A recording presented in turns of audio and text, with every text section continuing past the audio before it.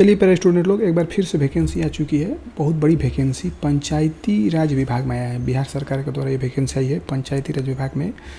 इस वेबसाइट से आप लोग जाकर इस फॉर्म को ऑनलाइन कर सकते हैं, लेकिन उससे पहले आपको जानना पड़ेगा कि किसमें कितनी सीट है और किस ज़िले में कितनी सीट है और किस ज़िले में एकदम न्यूनतम सीट है और किस ज़िले में एकदम सीट है ही नहीं। परीक्षा कैसे होगा, बिना एग्ज़ाम के होने वाला है परीक्षा। कोई भी इसमें एग्ज़ाम नहीं होना, डायरेक्ट इसमें भर्ती होगा। ध्यान से सुनिएगा एक एक चीज़ को स्टेप बाय स्टेप, ठीक है। एकदम लाइन से सुनिए। मुख्यमंत्री जो इसमें काम होने वाला है कि सोलर लाइट लगाने की योजना से आप लोगों को काम करना है। मुख्यमंत्री जो गली नली बनता है ना, उसमें भी आप लोग काम करने का मौका मिल सकता है और वित्त आयोग में भी मिलेगा। और राज्य वित्त आयोग द्वारा मतलब संचालित योजना जितना भी हो रहा है उसमें आपको काम मिलने वाला है। अनुसरण हेतु तकनीकी सहायक रिक्ति पद के लिए चयन प्रक्रिया का सूचना जारी हुआ है, जिसमें आप लोगों को जो भी हम ये काम बताएं इसमें आपको काम करने का मौका मिलेगा। यदि बात करेंगे हम लोग और आगे, तो तकनीकी सहायक में, ठीक है, यहाँ पर कुल 942 सीट है। ध्यान सुनिएगा, तकनीकी सहायक में कितना है, 942 सीट है। और इसमें जो पेमेंट मिलने वाला है 27,000 रुपया मिलेगा। संविदा के आधार पर यह नौकरी होने वाली है। और आप लोगों को पता है कि जो नौकरी एक बार हो गई वो हो गई, वो हटता नहीं है अब, ठीक है। जो भी एजुकेशन की यदि बात करेंगे तो मान्यता प्राप्त पॉलिटेक्निक से सिविल इंजीनियरिंग में डिप्लोमा होना चाहिए। यानी यदि आपके पास सिविल इंजीनियरिंग से डिप्लोमा है तो आप इस फॉर्म को खूब आराम से भरिए। और ये वेबसाइट है, इस वेबसाइट से जाकर, ठीक है।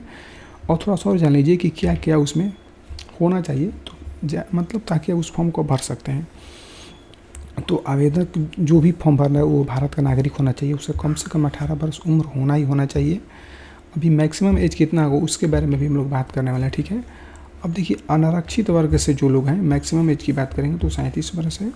पिछड़ा वर्ग या अत्यंत पिछड़ा वर्ग से पुरुष या महिला दोनों के लिए 40 वर्ष है।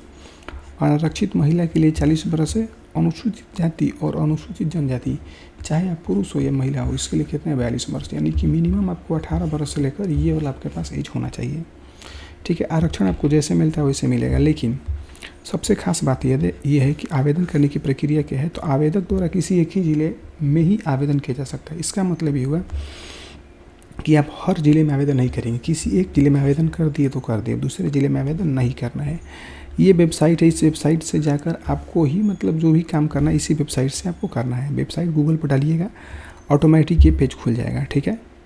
आगे देखेंगे, आवेदकों द्वारा भरी गई सूचना तभी मान्य होगी उसी आधार पर काउंसलिंग मतलब मूल प्रमाण पत्र प्रस्तुत किया जाना अनिवार्य होगा। यानी कि जो भी आप काउंसलिंग आपका होगा, डायरेक्ट इसमें एग्ज़ाम नहीं है, मतलब एग्ज़ाम है नहीं, डायरेक्ट काउंसलिंग है, तो आपके पास प्रमाण पत्र होना चाहिए, ठीक है। बाद में किसी तरीके का मतलब दावा वो नहीं चलेगा कि हमारे पास प्रमाण पत्र नहीं था तो हमको मतलब ज्वाइनिंग करा दिया, नहीं, कुछ भी नहीं। आपके पास काउंसलिंग के लिए मूल प्रमाण पत्र होना चाहिए। यानी जिनके पास मूल प्रमाण पत्र नहीं है, अभी से भी जल्दी से जल्दी ले लीजिए। अब अभ्यर्थियों द्वारा ऑनलाइन आवेदन में भरी गई सूचना के आधार पर ही पात्रता के संबंध में निर्णय लिया जाएगा। यानी कि जो भी जानकारी देना है आप लोगों को सही जानकारी देना है।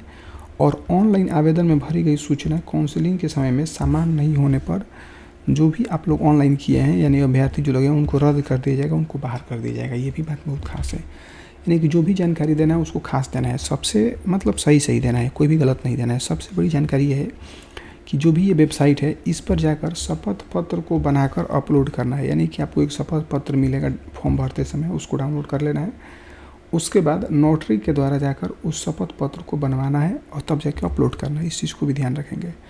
अब देखिए, आवेदन करते समय प्रत्येक ज़िलों में आप मतलब जिस भी ज़िले में आवेदन कर रहे हैं सबसे पहले तो आपको पता होना चाहिए कि उसमें रिक्ति है कि नहीं है। यदि रिक्ति नहीं है, आप उस ज़िले में फॉर्म भर दिए हैं, तो आपका फॉर्म रिजेक्ट होगा कि नहीं होगा वो तो अलग की चीज़ है। लेकिन आपका जो भी दावा करेंगे कि आपका मतलब रिजेक्ट हो जाएगा फॉर्म।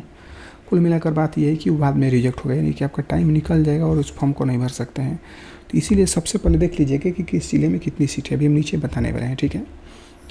अब थोड़ा सा ये जान लीजिए कि पॉलिटेक्निक से जो लोग सिविल इंजीनियरिंग में डिप्लोमा करके इस जॉब को पाना चाहते हैं उनके लिए कुल रिक्तियों का आरक्षण जो है 40%, ध्यान से सुनिएगा, 40% राज्य के अधीन सरकारी पॉलिटेक्निक संस्थानों से मतलब मिलेगा। यानी जितना भी आपके पास सीट है ना, तो 40% जो सीट है वो किसके लिए आरक्षित है भाई, सरकारी से जो लोग इंजीनियरिंग किए हैं, पॉलिटेक्निक किए हैं, उनके लिए लिमिट सीट है। यानी कि 40% उनके लिए है और बाकी 60% किसके लिए, अदर के लिए है, ठीक है।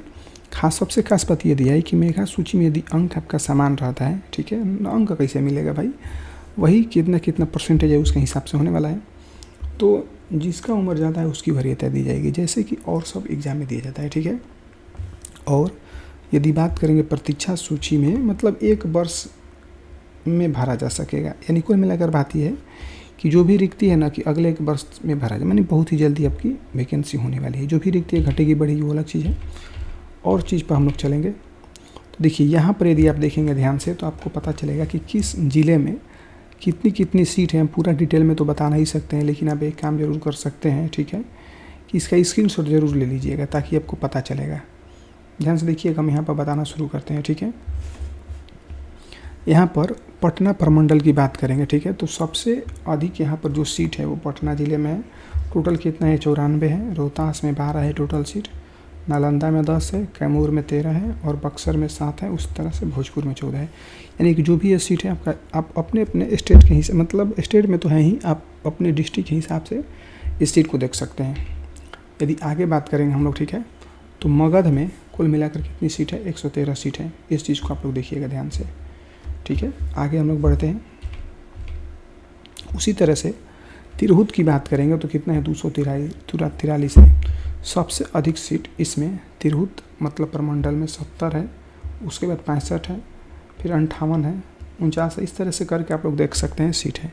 इसका भी आप लोग स्क्रीनशॉट ले लीजिएगा। जल्दी जल्दी हम इसको ख़त्म करते हैं, ठीक है। सारण में कुल कितना सीट है? 62 सीट है। सबसे ज़्यादा किस में? सारण में ही है। आगे बात करेंगे यदि हम लोग तो दरभंगा में सीट भाई कितना है? तो 182 सीट है। देखिए इतनी बेहतरीन वैकेंसी आई हुई है। यदि बात करेंगे तो सबसे अधिक सीट कहाँ है? मधुबनी में है। उसके बाद नंबर आता है 62 में, फिर 47 में, यानी कि उसके बाद समस्तीपुर, दरभंगा। आप लोग इसके स्क्रीनशॉट लेते चलिएगा, कहीं ऐसा ना हो कि आपको जानकारी ना मिल पाए, ठीक है। उसके बाद यदि मुंगेर की बात करेंगे, मुंगेर में तो मुंगेर में जो सीट है सबसे अधिक कहाँ पर है? देखिए ना, मुंगेर में टोटल सीट कितना है? 112 है। और यहाँ पर बेगूसराय में 40 सीट है, और उसी तरह से जमुई में भी 26 है, खगड़िया में 10 है, लखीसराय में 14 है, मुंगेर में 15 है, शेखपुरा में कितना है? 7 है। इस तरह से आप देख सकते हैं। यदि बात करेंगे भागलपुर में भी, ठीक है, तो भागलपुर प्रमंडल में कुल 19 सीट है। आप लोग इसको देख लीजिएगा, ठीक है। कोसी प्रमंडल की बात करेंगे यदि तो इसमें कितना है? टोटल 28 सीट है। देखते चलिए। पूर्णिया प्रमंडल की बात करेंगे यदि, पूर्णिया भी प्रमंडल है जैसे कि आप लोग जानते भी हैं। तो इसमें सबसे अधिक जो सीट है वो कटिहार में है। कितना है? अच्छा, सबसे मतलब अधिक पूर्णिया में है, उसके बाद किस में है? कटिहार में है। इसमें टोटल सीट कितना? 49 है। यानी कि हमको लगता है कि हम सब कुछ बता दिए। फिर से एक बार बता देना चाहते हैं कि जो भी वैकेंसी आई है बहुत जल्दी फॉर्म अप्लाई हो रहा है। आप लोग जल्दी से जल्दी फॉर्म को अप्लाई करिए अपने अपने ज़िला के हिसाब से। और सबसे खास बात यह है कि आपके पास मूल प्रमाण पत्र होना चाहिए, नहीं है तो निकलवा लीजिए। और इसमें कोई भी मतलब फ्यू नहीं लग रहा है, ज़्यादा कुछ पैसा लग नहीं रहा है, ना एग्जाम होगा ना कुछ होगा, डायरेक्ट एकदम अनुकंपा, मतलब डायरेक्ट आपकी भर्ती होने वाली है, ठीक है। और यदि कोई जानकारी चाहिए तो हमको जल्दी से जल्दी बताइएगा ताकि हम जल्दी से वीडियो बनाकर आपके पास अपलोड करें। Thank you.